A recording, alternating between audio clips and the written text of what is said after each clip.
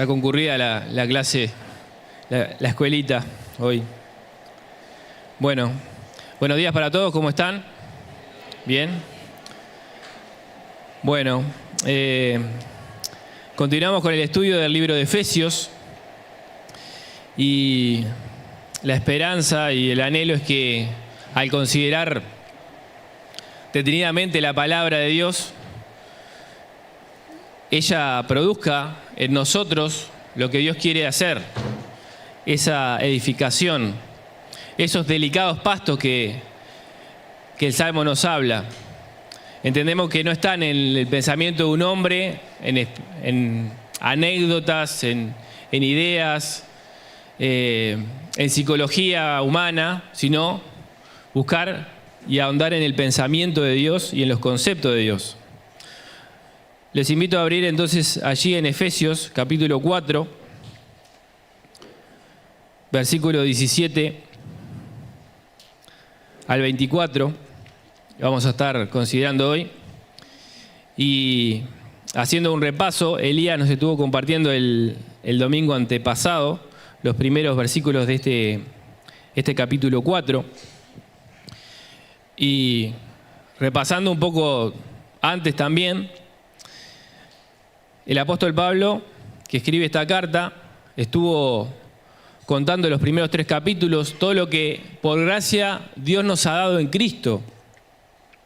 Pensando, por ejemplo, en la salvación, Efesios 2, 8 y 9, porque por gracia sois salvos por medio de la fe, y esto no de vosotros, pues es un don de Dios, no por obras para que nadie se gloríe. La salvación es por gracia. No le podemos agregar ni quitar nada, la hemos recibido de Él. También dice que, habiendo creído, fuimos sellados con el Espíritu Santo de la promesa. Tenemos el Espíritu Santo, también por gracia, no porque lo hayamos conseguido nosotros mismos. Dice también que nos ha bendecido con toda bendición espiritual en los lugares celestiales en Cristo. Tenemos la bendición espiritual.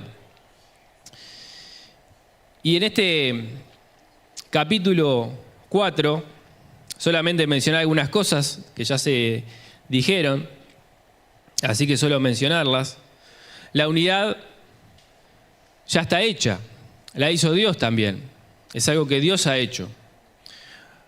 No nos toca a nosotros generar la unidad, que ya está hecha, pero sí guardarla, como dice, solícitos en guardar la unidad del Espíritu, preservar, dice esta versión de las Américas, la unidad del Espíritu en el vínculo de la paz. También debemos de ser mansos y humildes para esto, no ponernos orgullosos, que eso es lo que desafía esa unidad, ese vínculo entre nosotros. Y se nos llama a seguir la verdad en amor, ese equilibrio, ¿no? Si uno sigue la verdad sin amor, se transforma en cruel. Es seguir la verdad, pero no dejando en amor. Y la importancia de la actividad propia de cada miembro. En el 16, hablando de Cristo, dice, de quien todo el cuerpo, estando bien ajustado y unido por la cohesión que las coyunturas proveen, conforme al funcionamiento adecuado de cada miembro, produce el crecimiento del cuerpo para su propia edificación en amor, dice esta versión de las Américas. Entonces, según la actividad propia de cada miembro, es que se da el crecimiento de todo el cuerpo. Leamos entonces ahora el pasaje. Esto pues digo y requiero en el Señor, que ya no andéis como los otros gentiles que andan en la vanidad de su mente, teniendo el entendimiento entenebrecido, ajenos de la vida de Dios por la ignorancia que en ellos hay, por la dureza de su corazón, los cuales después que perdieron toda sensibilidad se entregaron a la lascivia para cometer con avidez toda clase de impureza.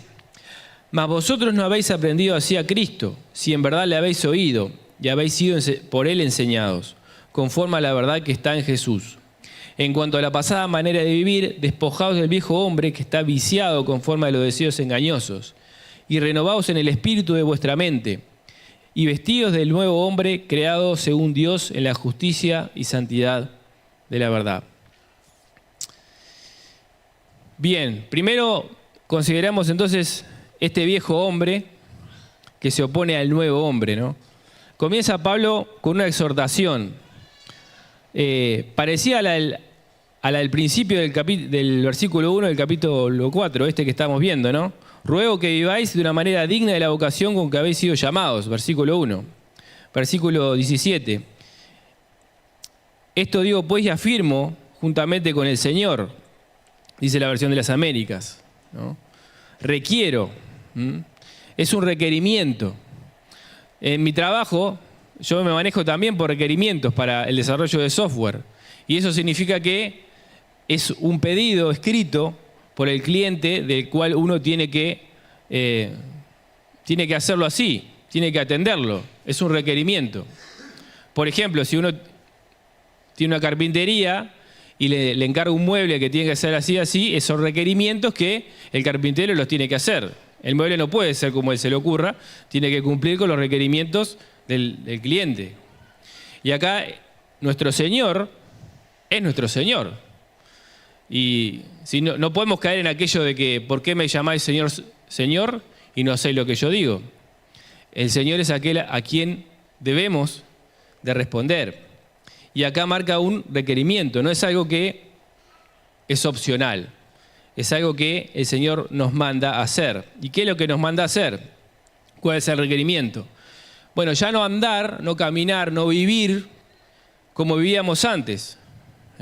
Con los chiquilines de la escuelita cantamos una canción, lo que hacía antes, ya no lo hago más, ¿no? Y habla mismo de eso también, del cambio necesario que se vio, que se debe ver y mostrar en nuestra vida una vez que conocimos a Cristo. La palabra como andar es interesante del griego, no sé si aporta, pero dice peripateo en el griego, y significa atravesar por completo, traspasar. Eso es lo que, cuando dice andar, es esa palabra. ¿Y qué nos da a pensar eso? Que en esta vida estamos de paso. ¿Alguna vez cruzaste un arroyo? ¿Lo baldeaste, lo cruzaste? ¿Lo atravesaste del todo? Bueno, así vas a atravesar por esta vida. No vas a quedarte en el medio. Vas a pasar. Tu vida va a pasar. ¿Qué nos indica eso? Que es temporal. Lo que ves aquí es temporal. No vale tanto la pena aferrarse, afirmarse a lo de ahora. Sí, obviamente uno tiene un trabajo, uno necesita una casa, uno necesita comer. Esa cosa está bien. Pero esas cosas van a pasar. Todo eso va a pasar. Es temporal. Como andes, como sigas baldeando este arroyo, bueno, así es como te vas a encontrar con el Señor, del otro lado del arroyo. Atravesando también, como decía el progreso del peregrino, Buña, ¿no? Ese río de la muerte. Ahí está el Señor del otro lado. Y la vida es como una neblina que sale de mañana y uno la ve y dice, wow, ¿no? La neblina parece tan densa, pero sale el sol y ¿qué pasó con la neblina? Se fue. El libro de Santiago compara nuestra vida, toda nuestra vida, aunque vivas 80, 100 años, 120 años, con una neblina que sale en la mañana. Y dice de no andar como los otros gentiles. Gentiles son los no judíos. Y no era solamente una nacionalidad, era todo un estilo de vida, una forma. Los judíos eran aquellos que tenían el pacto, las promesas que se importaban de Dios y de lo que Él quería y trataban de agradarle. Por lo menos en la intención. Y los gentiles eran politeístas, era el mundo griego, y ahora, como sabemos, ¿no? Tenían el Partenón, así, adoraban a Zeus y a todos esos dioses falsos que ellos tenían. Muchos dioses y falsos, y era completamente diferente la moralidad y la vida de un griego y romano con un judío. Y a los efesios eran así, eran del mundo griego, el mundo romano.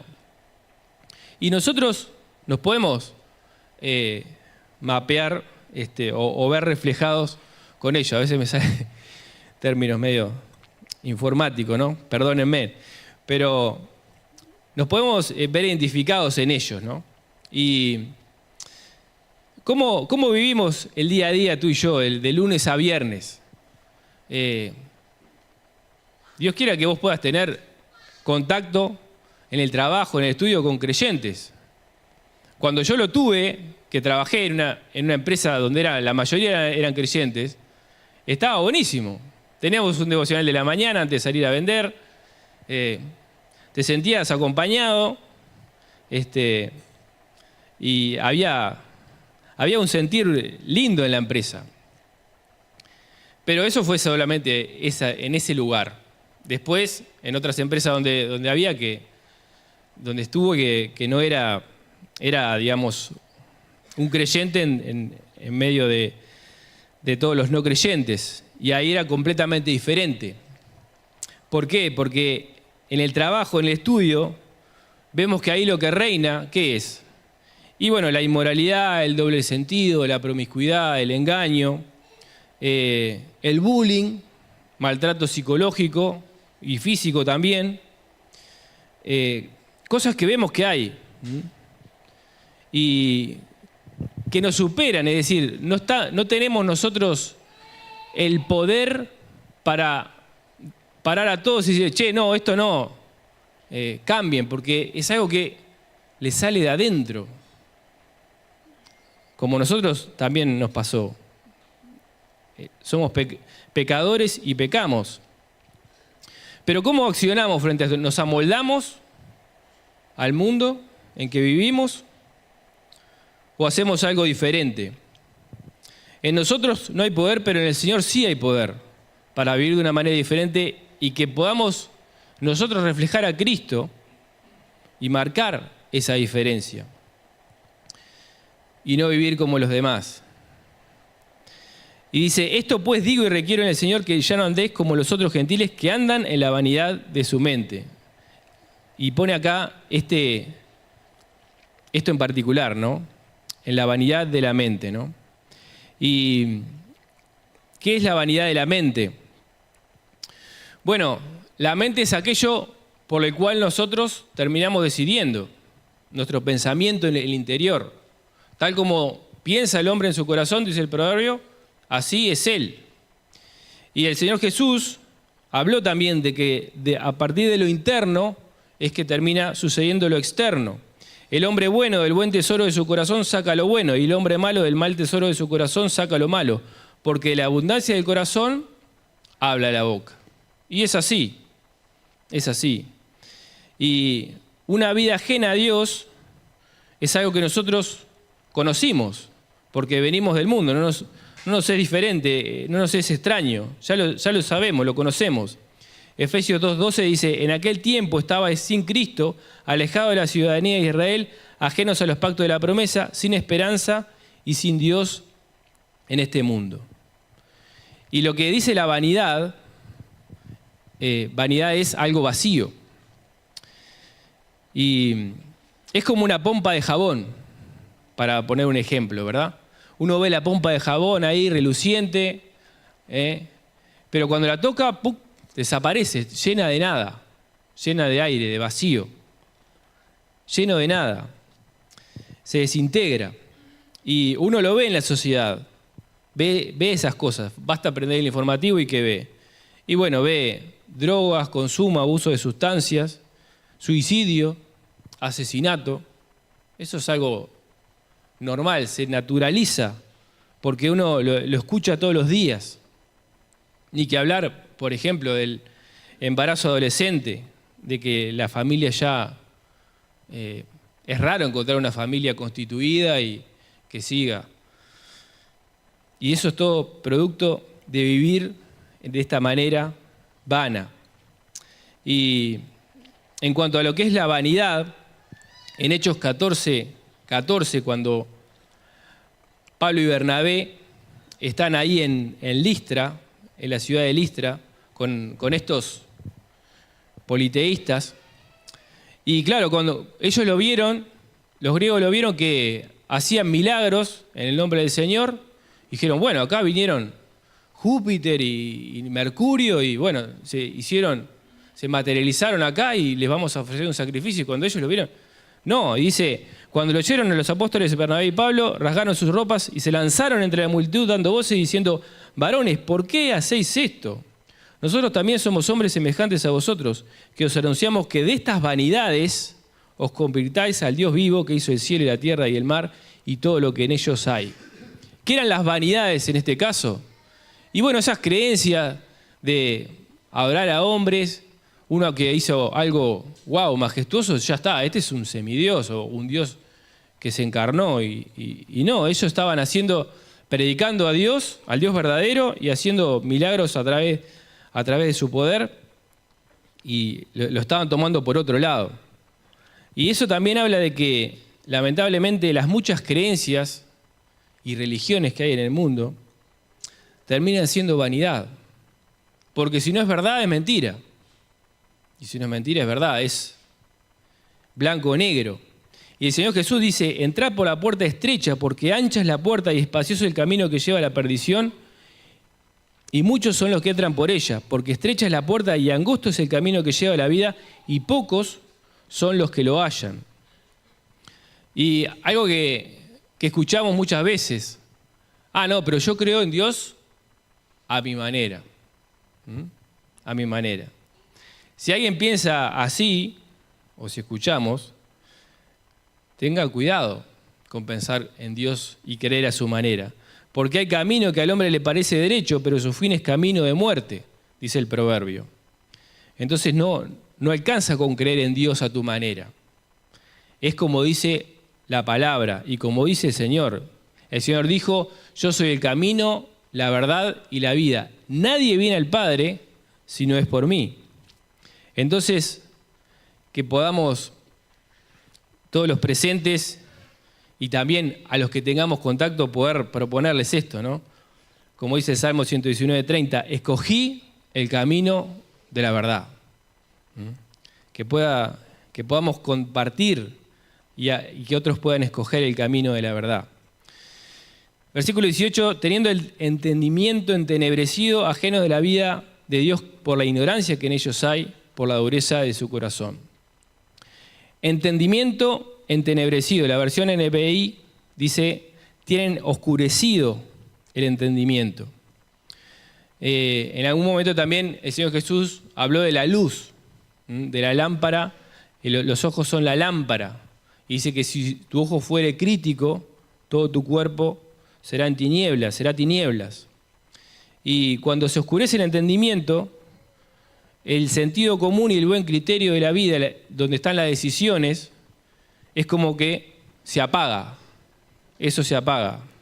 ¿Y por qué puede pasar esto? Romanos 1:21 dice: pues habiendo conocido a Dios, no le glorificaron como a Dios ni le dieron gracias, sino que se envanecieron en sus razonamientos y su necio corazón fue entenebrecido. Algunos que escuchan algo de Dios, se acercan un poquito a Dios, pero después se vuelven atrás, y bueno, ahí viene esta bajada de escalones. Hay una frase que alguien dijo una vez: si uno encuentra el bien, pero sigue buscando, encuentra el mal. Si encontraste el bien, quédate con el bien. Si encontrás la paz, busca la paz, y ¿qué dice? Sigue la paz. Entonces, que ya tú y yo no pensemos de esta manera. Si lo dice de esta manera y nos lo manda a hacer como un requerimiento, es que hay una posibilidad cierta que eso suceda. Y tenemos que cuidar que nuestra mente se llene de lo provechoso y no del vacío. Y ahí yo pensaba, ¿no? Preguntarme y preguntarte: ¿cuánto tiempo le dedicás? No de sábado y domingo, sino de lunes a viernes, a orar y a buscar a Dios. ¿Cuánto tiempo dedicás a alimentarte con su palabra? Por otro lado, si querés, porque a veces surge aquello, ¿no? No, pero mi tiempo, mi trabajo, me levanto temprano y voy y tal, y estoy todo el día al palo y todo lo demás, y bueno, pero ¿cuánto tiempo dedicás al celular? al entretenimiento. ¿Por dónde pensás que te van a llegar? Te llegan los pensamientos vanos. Te llegan por ahí. Entonces, que podamos poner la prioridad en lo que realmente tiene prioridad. Y habla de la ignorancia y la dureza de corazón. Y es como una enajenación, ¿sí?, de que está hablando acá. La ignorancia que domina como un poder. No se está hablando de una ignorancia que uno dice, bueno, nadie nació sabiendo, hay que enseñarle. Eso está bien, si alguien no conoce a Dios, hay que enseñarle. Pero más bien habla del que no quiere saber, del que no le interesa, que no le importa, que rechaza. No quiere saber nada, no quiere saber de Dios. De ese tipo de ignorancia está hablando acá. Pero Dios, a ese tipo de ignorantes, Hechos 17:30 dice, pero Dios, habiendo pasado por alto los tiempos de esta ignorancia, ahora manda a todos los hombres en todo lugar que se arrepientan. En todo lugar, o sea que también aquí, en Ituzaingó, en Montevideo y en cualquier otro lugar, Dios manda que para conocerlo a Él, primero, ¿qué dice? Te arrepientas. Ese arrepentimiento de volverse atrás, de decir, reflexionar y decir, no, ya está. Este camino no me lleva a nada, me conduce a la muerte. Tomo la decisión de ir al camino que Dios y a lo que Dios tiene para mí. 19. Los cuales, después de que perdieron toda sensibilidad, se entregaron a la lascivia para cometer con avidez toda clase de impureza. Otro escalón bajando ahí, perder toda sensibilidad. Y cuando dice sensibilidad, el verbo ahí en griego dice, significa dejar de sentir dolor, embotarse, endurecerse. Y nos acordamos de lo que es la lepra, que dice especialmente el Antiguo Testamento, ¿verdad? Aquella enfermedad de la piel en la cual, bueno, se ponía la piel blanca y ¿qué pasaba? Se perdía sensibilidad. Entonces el que estaba enfermo de lepra tenía esa llaga y se pegaba, se lastimaba, se quemaba y no sentía dolor, no sentía nada. Entonces se terminaba muriendo por las infecciones, porque no tenía esa sensibilidad. Y cuando es algo espiritual esto, se pierde sensibilidad, ya la conciencia se acalla de tal manera que ya nada importa. Ya nada importa. Ayer, por ejemplo, en la escuelita había un preadolescente que, bueno, tiene arranques de ataques de ira, ¿no? Y ahí estábamos entre cuatro tratando de calmarlo. Y él decía, no me importa nada. Y yo creo que sí, que no le importaba. Él siente que no le importa. Triste, ¿no? Eso. Que pueda haber gente así que no le importa nada. No le importa pegarle a alguien, no le importa romper todo, no le importa que se queme todo, no le importa nada. Pero un día sí les va a importar a los que dicen hoy que no le importa. Romanos 2:15 dice, mostrando la obra de la ley escrita en sus corazones, dando testimonio de su conciencia y acusándoles o defendiéndoles sus razonamientos en el día que Dios juzgará por Jesucristo los secretos de los hombres conforme a mi evangelio. Llegará un día en que esa conciencia cauterizada, que parece que está seca, que está muerta, va a despertarse y va a testificar. Y va a hablar, y nadie la va a poder callar, porque el Señor va a juzgar aún lo más secreto de los corazones de los hombres. Y entonces, qué bueno que nosotros, al revelar todos los secretos, podamos estar afirmados en su gracia, en su misericordia y perdón, y que podamos escuchar ese bien, buen siervo y fiel. Otra cosa, otro escalón más abajo, y ahí ya llegamos al sótano, a lo más bajo, es entregarse al libertinaje para practicar toda impureza con avidez. Es como es un énfasis muy marcado de lo que dice Pablo acá, ¿no? Cuando habla de lascivia, esa aselgia es como libertinaje. Y está hablando sí de lo sexual, pero no no se excluye lo demás, ¿no? Especialmente sí lo sexual, la inmoralidad sexual, pero también es como el adicto que empieza consumiendo cosas y cada vez necesita cosas más duras. Bueno, acá es como que eso, ¿no? Ya una vez que se perdió la sensibilidad, cada vez para sentirse vivo necesita cosas más duras. Y es triste, ¿no? Tener ese estilo de vida. Para sentirse vivo, para sentir que necesita atrapar un poco de vida, recurre a cosas, a excesos, abusos, incluso contra su propia salud y contra lo que es sano para él y para otros. Pero nosotros, ¿qué? Nosotros no necesitamos los excesos, porque tenemos al Señor Jesús. Y el Señor Jesús no es aquel que viene a decirte la religión que tenés que seguir. El Señor Jesús vino para que tengas vida y para que la tengas en abundancia, para llenar tu corazón. Y si no sentís que Jesús es eso para ti, búscalo, porque Jesús tiene que ser eso para cada uno de nosotros. Esa vida en abundancia que uno dice, ya está, estoy lleno, estoy satisfecho en Él y con Él y por Él. Versículo 20, mas vosotros no habéis aprendido así a Cristo. Nos va a hablar de vestirse del nuevo hombre, un contraste, un antes y un después. Lo que veníamos viendo hasta ahora es triste y lo vemos y lo conocemos. Lo conocemos por nuestra propia vida anterior, por los vecinos, los familiares. Ahora va a hablar de lo nuevo. Debe esperarse un comportamiento diferente de nosotros. No es solamente la disciplina, no es que yo solamente me lo proponga, es que hay un poder diferente en mí y en ti, que es el Espíritu Santo de Dios. Pero es notable como lo dice, porque no dice que han aprendido de Cristo, ¿vieron? Sino que así aprendieron a Cristo. Y esto me dice que la vida cristiana es una relación con Dios. No se trata solamente de aprender cosas, de ser instruido, que sí tiene parte, obviamente que sí, pero especialmente es una relación con Jesucristo.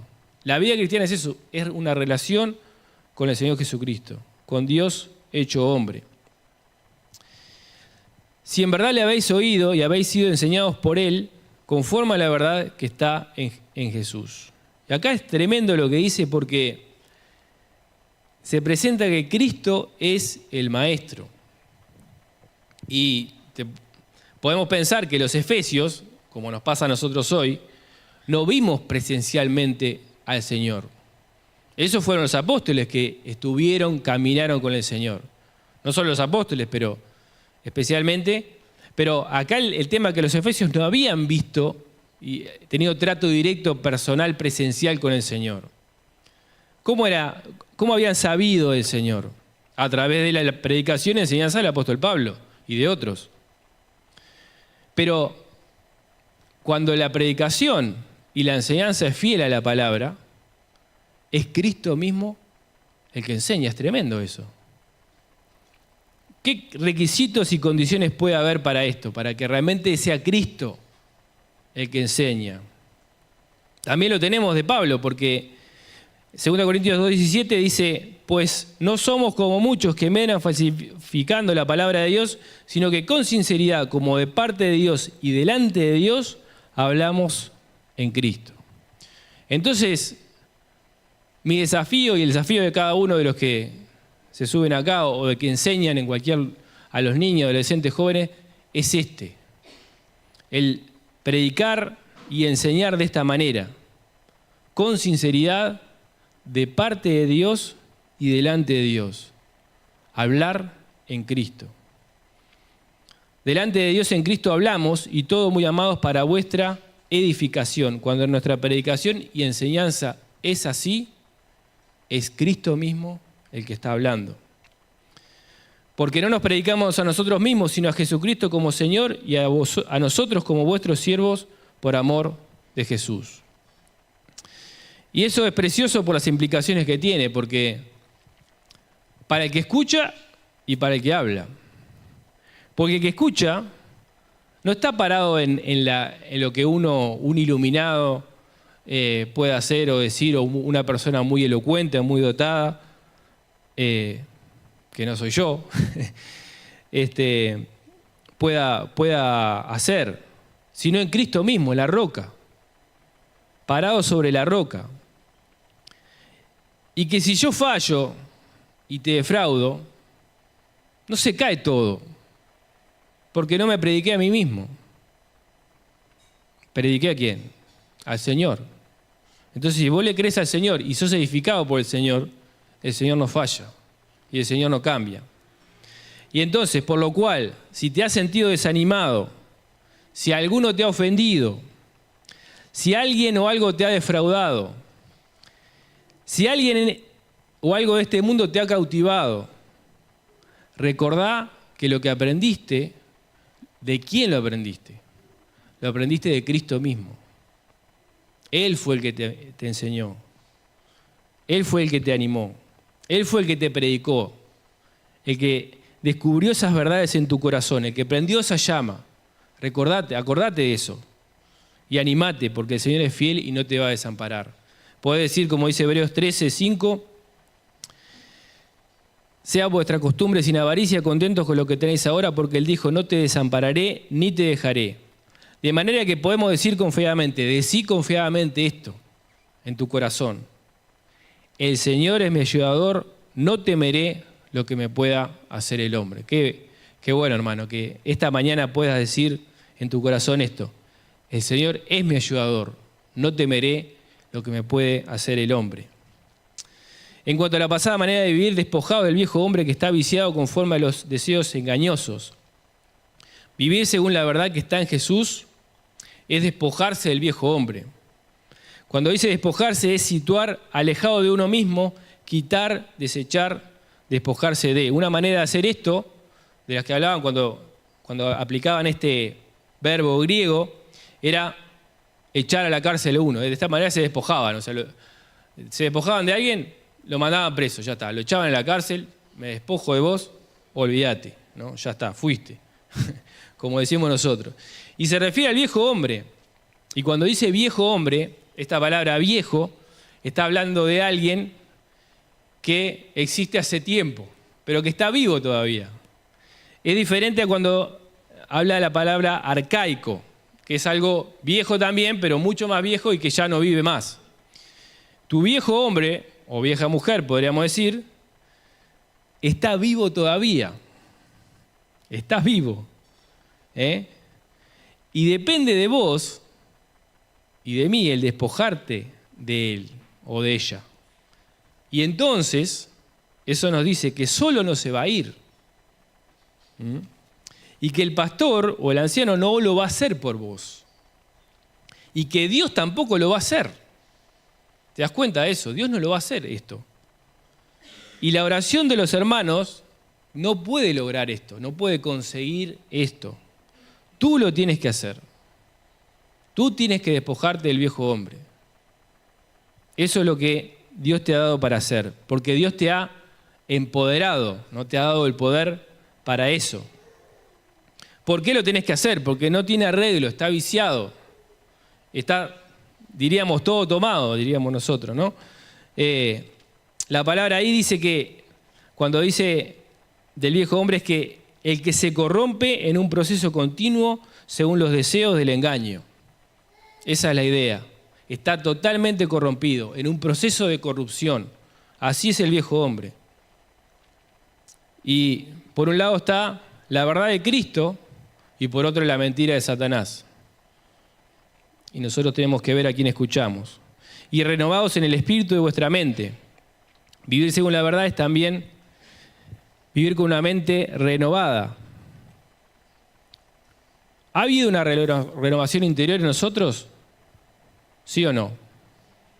Sí.